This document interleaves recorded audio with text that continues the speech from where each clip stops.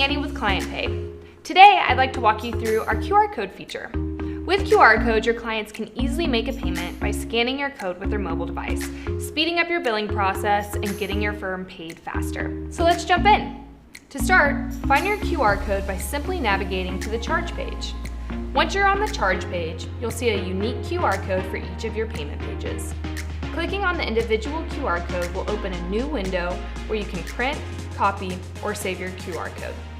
Printing your QR code is a great way to display an easy, contactless payment option at your desk or reception area. To print your QR code, click on the print button in the bottom right of the modal. When your printing options appear, you should see a checkbox for background graphics or print backgrounds, depending on your browser. Selecting this option will ensure the scan to pay instructions at the top of the QR code are visible when printed. If you're looking to copy your QR code or save it as an image, simply right-click the image in the pop-up and select Save Image As or Copy from the drop-down menu. This option is perfect for those looking to insert their QR code into an invoice prior to printing or even adding it to their business card. Using ClientPay's QR code feature is free and included in your account at no extra cost.